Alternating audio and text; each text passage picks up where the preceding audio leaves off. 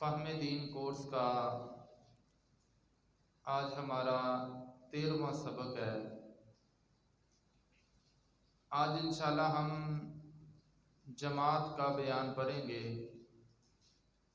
बुखारी शरीफ की हदीस मुबारक है, आका अलैहिस्सलातु वस्सलाम ने इरशाद फरमाया कि जो शख्स घर से वुज़ू करता है और फिर मस्जिद की तरफ निकलता है और उस शख्स का मकसद सिर्फ वुज़ू करके मस्जिद ही की तरफ जाना होता है, कोई दूसरा काम उसके पसे पुश्त नहीं होता कि जी मैं पहले वो काम कर लूँगा उसके बाद मस्जिद चला जाऊँगा।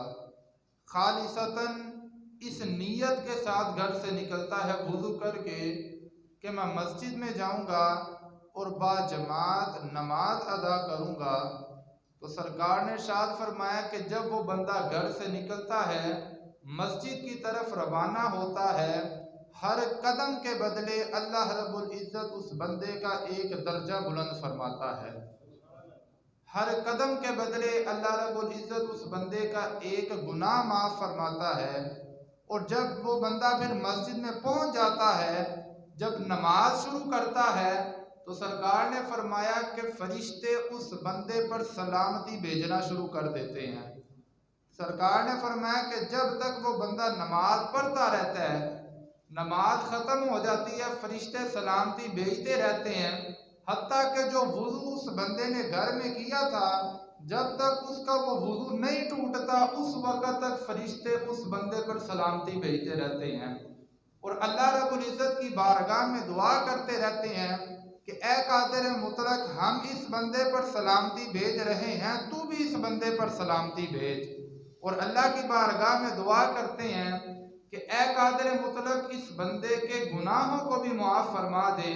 फिर आगे सरकार ने इरशाद फरमाया कि जब तक कोई शख्स मस्जिद में आकर जमात का इंतज़ार करता है, अभी जमात मस्जिद में खड़ी नहीं हुई, बंदा पहले आ जाता है, जमात का इंतज़ार करता रहता है, सरकार ने फरमाया कि जब तो कोई बंदा मस्जिद में आकर जमात का इंतज़ार करता है, जितनी देर कोई बंदा इंतज़ार करता है गोया कि वो बंदा नमाज ही की हालत में होता है। जितना सवाब बा जमात नमाज अदा पढ़ने का मिलता है, अल्लाह रब्बुल इज़्ज़त नमाज का इंतज़ार करने का भी उतना ही बंदे को अजर अता फरमाता है। दूसरी जानिब आका अलैहिस्सलाम ने इरशाद फरमाया कि बाजमात नमाज अदा करना ये तन्हा नमाज पढ़ने से 27 दर्जे ज़्यादा सवाब का सबब है। एक बंदा तन्हा घर में नमाज अदा कर लेता है, फ़र्ज उसका अदा हो जाना है। एक वो बंदा जो मस्जिद में आकर बाजमात नमाज अदा करता है, सरकार ने फरमाया कि जो बाजमात नमाज अदा करता है उस बंदे को अल्लाह रब्बुल इज़्ज़त 27 नमाजें पढ़ने का सवाब अता फरमाता है। एक जानिब सरकार ने सलातो वस्सलाम ने बाजमात नमाज अदा करने के फ़ज़ाइल बयान फरमाए हैं, जबकि दूसरी जानिब बाजमात नमाज तर्क कर देने पर वईद भी बयान फरमाई है। सरकार ने इरशाद फरमाया कि मेरा जी चाहा कि मैं लकड़ियाँ इकट्ठा करने का हुक्म दूँ तो लकड़ियाँ इकट्ठी कर दी जाएं। फिर फरमाया कि मैं एक शख्स को हुक्म दूँ नमाज कायम करने का, तो वो बंदा नमाज के लिए अजान कह दे। उसके बाद मैं एक शख्स को हुक्म दूँ कि वो मुसल्ला इमामत पर खड़ा होकर जमात करवाए और मैं उन लोगों की तरफ निकल जाऊँ जो लोग बाजमात नमाज में हाजिर नहीं हुए। सरकार ने फरमाया कि जो बंदा जमात में हाजिर नहीं हुआ, मेरा जी चाहता है कि उस बंदे के घर को मैं आग लगा दूं जाकर, कि नमाज फ़र्ज है, जमात के साथ नमाज पढ़ना वाजिब है। सरकार ने फरमाया कि वो बंदा अपने दुनियावी कामों में लगा हुआ है। फिर सरकार ने फरमाया कि इंसान की हालत ये है कि अगर किसी शख्स को पता चल जाए कि मैं मस्जिद में बाजमात नमाज अदा करूँगा तो मुझे 2 खुर मिलेंगे, जिन्हें हमारे यहाँ पाए कहा जाता है ना जी, जानवर के पाए। सरकार ने फरमाया कि अगर इंसान को पता चल जाए कि मैं मस्जिद में जाऊँगा मुझे 2 खुर मिलेंगे, तो सरकार ने फरमाया कि वो इंसान ज़रूर मस्जिद में आकर नमाज अदा करता, अल्लाह की रज़ा हासिल करने के लिए नहीं बल्कि वो खुर हासिल करने के लिए। ये इंसान की मिसाल सरकार ने दी है कि आज हमारी दुनियावी हालत ये है कि हम दुनिया हासिल करने के लिए लाइनों में लगे रहते हैं, लेकिन दीन हासिल करने के लिए बाजमात नमाज अदा करने के लिए कोई एहतमाम नहीं फरमाते। अज़ीज़ान गिरामी, बाजमात नमाज अदा करना ये वाजिब है, बगैर किसी उज़्र शरई के। जिस बंदे को कोई उज़्र लाहिक नहीं है उस बंदे पर बाजमात नमाज अदा करना ये वाजिब है। अब जमात के लिए सबसे अहम चीज़ इमाम होता है। इमाम होगा तो जमात नमाज अदा होगी। इमाम के लिए ज़रूरी है कि इमाम मुसलमान हो। अब इमाम की यह शराइत है, कौन सा बंदा नमाज करवा सकता है। इमाम के लिए ज़रूरी है कि इमाम मुसलमान हो, सहीउल अकीदा हो और बालिग हो। इमाम का बालिग होना यह ज़रूरी है। नाबालिग की इमामत में नमाज नहीं होती। उमूमन ऐसा होता है, बाज़ औक़ात रमज़ान का महीना है तो जो नाबालिग बच्चे होते हैं हम तरावी के लिए उन्हें मुसल्ले पर खड़े कर देते हैं।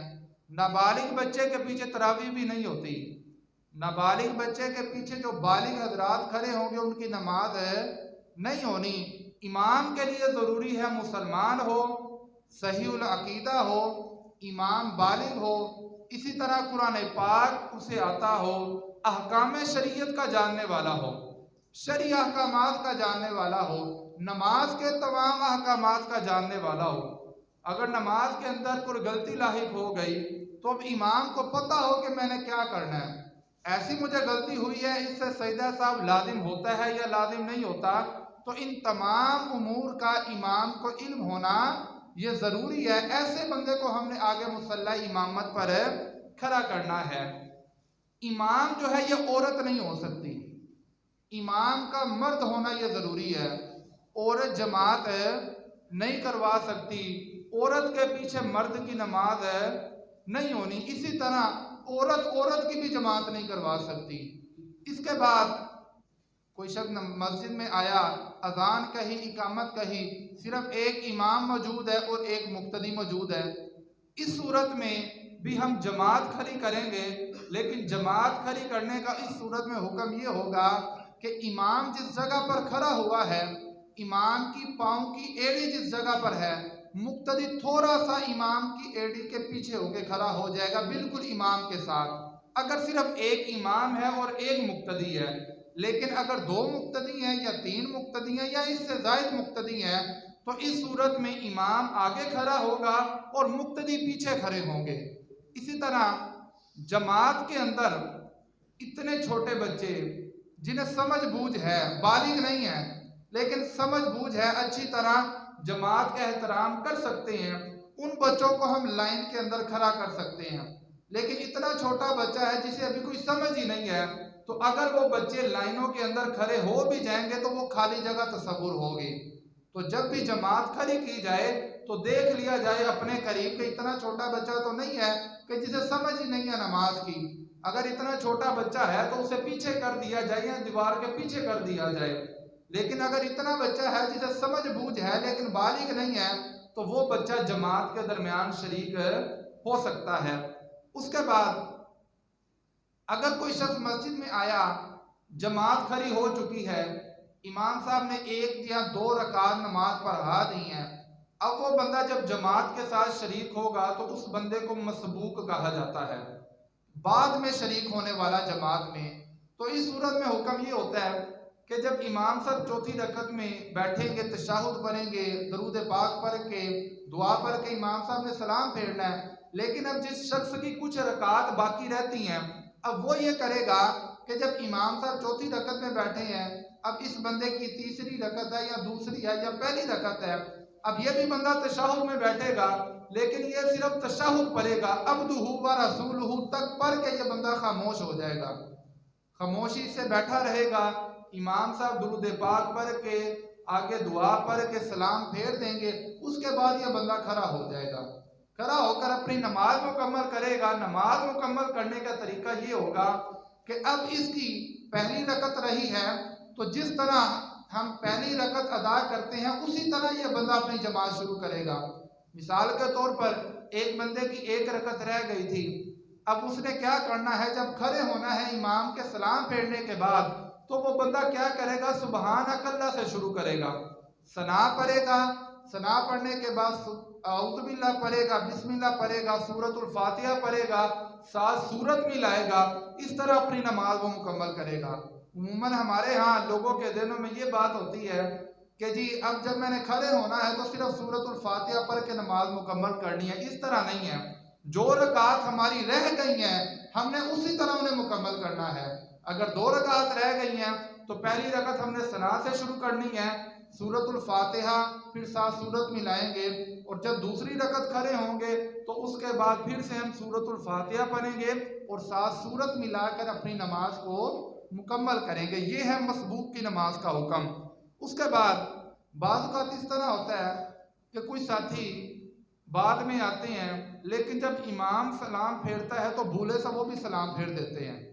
अब इस सूरत में क्या हुक्म है, अगर किसी बंदे ने भूले से इमाम के साथ सलाम फेर दिया, अभी उसने सलाम फेरा ही था कि उस बंदे को याद आ गया कि जी मैंने अभी अपनी रकात मुकम्मल करनी है, तो इस सूरत में हुक्म यह है कि वो फौरी तौर पर खड़ा होकर अपनी नमाज मुकम्मल कर ले, आखिर में सजदा साफ करने की भी ज़रूरत नहीं है। लेकिन अगर कोई शख्स इतनी देर ठहरा रहा कि 3 मरतबा सुबहान अल्लाह की मिकदार कह ली जाए, मसलन इमाम ने सलाम फेरा, उसने भी सलाम फेर दिया, अब इतना वक्त वो सोचता रहा कि जी 3 मरतबा सुबहान अल्लाह आराम से कह लिया जाता है, तो अगर इसके बाद वो बंदा खड़ा होकर अपनी नमाज मुकम्मल करेगा तो इस सूरत में हुक्म ये है कि वो बंदा आखिर में सजदा साहब भी करेगा।